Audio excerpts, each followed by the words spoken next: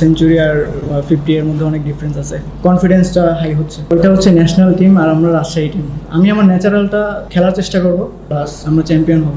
অবশ্যই একটু খারাপ লাগবে, কারণ সেঞ্চুরি আর 50 এর মধ্যে অনেক ডিফারেন্স আছে, তো একটু খারাপ লাগছে, বাট তারপর আলহামদুলিল্লাহ।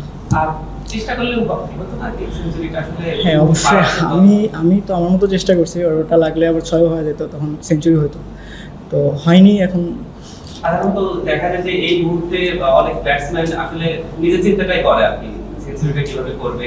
আপনি জয় পাচ্ছেন, সেখান থেকে আউটশট থেকে আসলে মানে সেঞ্চুরিটা মিস গেল। আমি আমার ন্যাচারাল গেমটাই খেলার চেষ্টা করছি, তো শান্ত ভাই আমাকে সবসময় বলছে যে তুই তোর ন্যাচারাল খেলাটাই খেল, তো আমি ওটাই চেষ্টা করছি, হয়নি। আপনি যখন ব্যাট করছিলেন, আপনার পার্টনার ছিল ক্যাপ্টেন শান্ত, তার কাছে কোনো মেসেজ ছিল কিনা আপনার কাছে যে ফ্রি ফায়ার? হ্যাঁ অবশ্যই, উনি আমাকে একদম ফ্রি করে দিয়েছিল যে তুই তোর মতো খেল, তো দ্যাটস ওয়াই আমি ওটাই চেষ্টা করছি, আমি আমার ফ্রি খেলাটাই খেলছি। আপনি যখন ড্রেসিং রুমে ফিরছিলেন আর শান্ত পিছন থেকে দৌড়িয়ে আসলে কিছু একটা আপনাকে বলছিল, কি বলছিল? না, উনি বলছিল মানে এমনি কংগ্রেস জানাইছে, আর ভালো ব্যাটিং করছি, এটা যেন ধরে রাখতে পারি। এটি আজকের যে ওয়েদার, এই ওয়েদারে খেলাটা খুব চ্যালেঞ্জিং ছিল কিনা?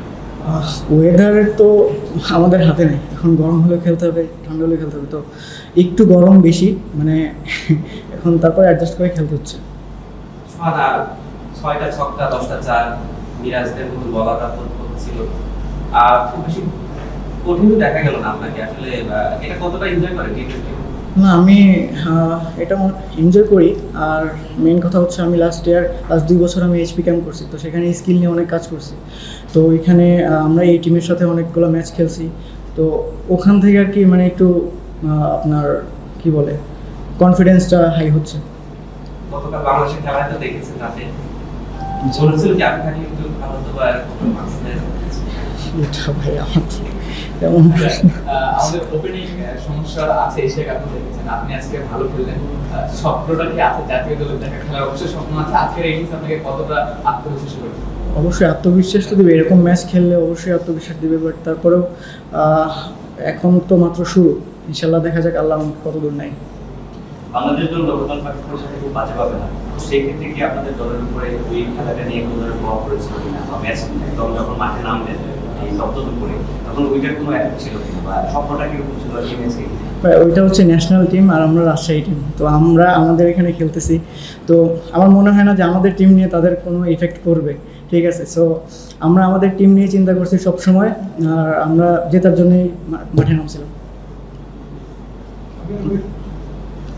আপনাদের নেক্সট ম্যাচ হচ্ছে চিটাগংয়ের সাথে, ওই টিমে কিন্তু 3 জন বোলার, অর্থাৎ হাসান মাহমুদ, নাইম হাসান, হাসান মোরা, তো ওদেরকে ট্যাকল করার জন্য বা আপনার ফেস করার জন্য আপনার প্ল্যানটা কি? অবশ্যই প্ল্যান তো থাকবে, এখন ইন্ডিভিজুয়ালি প্ল্যান প্রত্যেকটা প্লেয়ারেরই থাকে, আর আমি আমার ন্যাচারালটা খেলার চেষ্টা করব, দেন এর বেশি কিছু না। ভাই 2টা ম্যাচে আপনারা জিতলেন, এনসিএল এ একটা জিতছে, এনসিএল এ মানে আজকে যেভাবে জিতলেন মানে ডমিনেট করে দিচ্ছেন আপনারা, এনসিএল এর শিরোপা জয়ের জন্য কতটা আত্মবিশ্বাস? অবশ্যই আমরা অনেক আত্মবিশ্বাসী, গতবারের থেকে এবারে আমাদের টিমটা আমি মানে ভালো মনে করি, তো এবার হ্যাঁ এবার টিমটা অনেক মানে হয়ে আছে যে আমরা ম্যাচ জিতবো, প্লাস আমরা চ্যাম্পিয়ন হব।